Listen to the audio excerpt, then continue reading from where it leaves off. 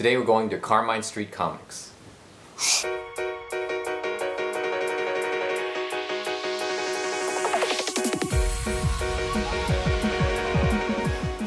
Alright, so I'm here at Carmine Street Comics in Manhattan.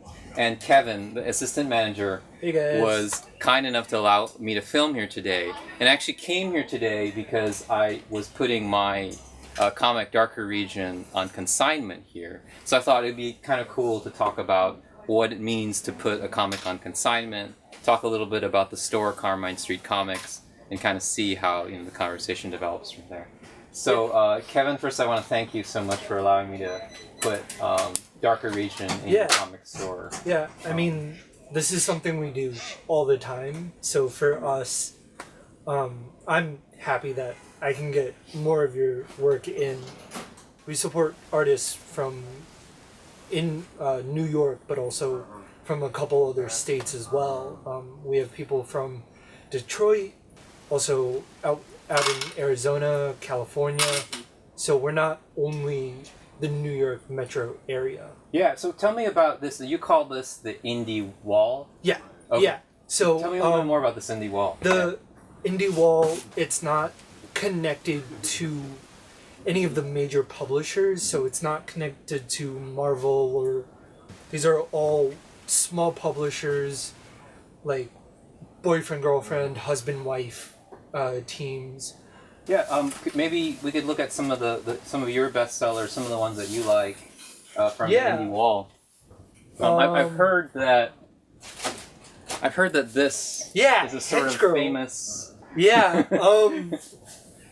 we actually had the creator of Henchgirl on Wednesday come in and do a signing with us, and we literally sold out of every single trade that we got. We ordered about 12 copies from our distributor, and those within like an hour or two were just gone. And we're also big fans of Kirsten's as well. Uh-huh. And so I talked with John a while back, but those were single issues. Yeah. And they just started selling really well, and then it's kind of carried from there, right? Yeah, so about every 6 months or so, I'll see one of these guys come into the store. Oh, that's awesome. So we're all big fans of Kirsten's around here. And she talked about Henchgirl, and she said, it's been really tough, but it's been something that she's wanted to do for a while now. Awesome. Anything else that's like that sticks out to you as something that kind of started off modestly and just has built a little bit of steam over time? Definitely 451. They're doing some really great stuff now. Definitely these are some people I would say get behind. Cool. What's their big comic? Is it Neverland? 6 is pretty popular. Another really popular one that you can actually get in a local comic book store is Red Dog. That's a really popular one right now.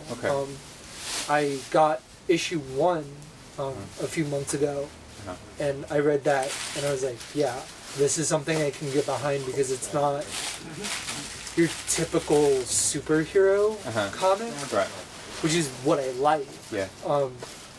So definitely check out Red Dog if you get the chance. They're up to issue 3 right now. So that's something I would say try to pick up. And so all of these creators, they put the comic in your store on consignment. So what's consignment? So basically, consignment works in a couple different ways. Any artist can literally come in and just say, hey, I have a book that I want to sell. How do I do it? We track everything through a spreadsheet. So we'll take their name, phone number, email, and we'll literally get their product on the shelf that same day. And we'll do, normally what we'll do is a 50-50 split. But really, we leave that up to you guys. So if you say, you know, can I do 60 to you, 40 to us? We'll say sure. So it's kind of really up to you on what you want to do. But we'll get the product onto the shelf that same day, and we won't say no to it, just because that's what Carmine Street Comics was built on. We were built around, we want to basically partner with the general public as like, let's get your work into a comic book store, get your name out there.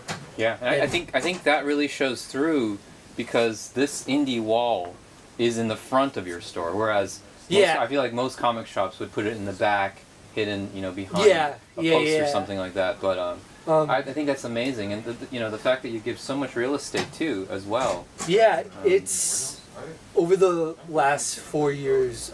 We've been open since May 1st of 2013.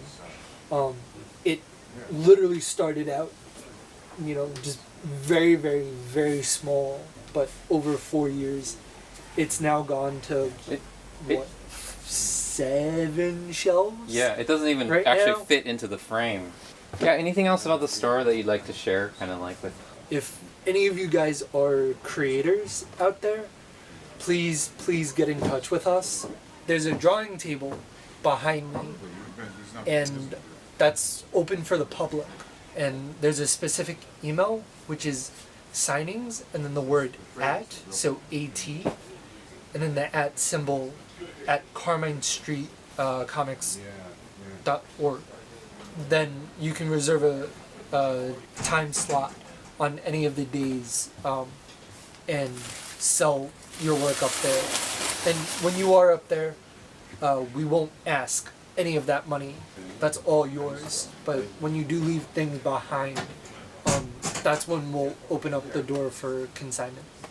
Now, what part of Manhattan is the store in? Just to kind of let people know. So it's actually kind of interesting. We're on the border of the West Village, Greenwich Village area. So we're on 34 Carmine Street. We're close to the West 4th Street station, so you can take the ACE-BDF train. We're also really close to Houston Street on the 1 line as well. So you do have a couple options to get to the store. All right, cool. Anything else? Any last words? No, I think that pretty much covers it. Cool. So I want to thank Kevin for, again, allowing us to film today, and I hope you were able to learn something about, being an indie creator, consignment, and then also, learn a little bit about this great comic shop in Manhattan.